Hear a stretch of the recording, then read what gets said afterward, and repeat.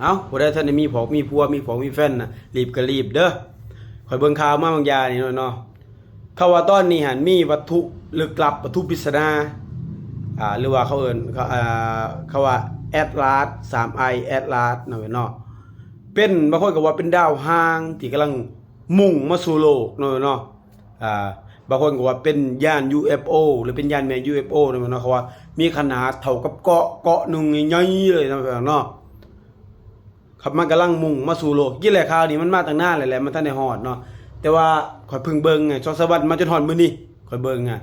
มันก็มุ่งมาสู่โลกเขาบอกว่าวันที่29นี่น่าสิฮอดโลกเนาะเอ้าพี่น้องเอ้ยจังได๋บัดนี้เอ้าสิมาก็มาเด้อมาดีเด้อข่อยก็อยากเห็นคือกันว่าหน้าตาเป็นจังได๋เนาะก็เป็นUFO ก็ได้มนุษย์ต่างดาวก็ได้แต่บางคนก็ว่าเป็นดาวหางเป็นพวกอุกกาบาตอย่างแบบนี้เห็นนะพี่น้องเฮาก็ท่าเบิ่งกันเนาะบ่ได้ทันได้มีแฟนมีลูกมีผัวก็รีบเอาเด้อเด้อแต่สิเป็นจังได๋แล้วก็ท่าเบิ่งวันที่29ข่อยก็บ่จักอีหยังเขาเบิ่งข่าวมาเด้อเด้ออันนี้มาเล่าสู่กันฟังซื่อๆเฮ้ย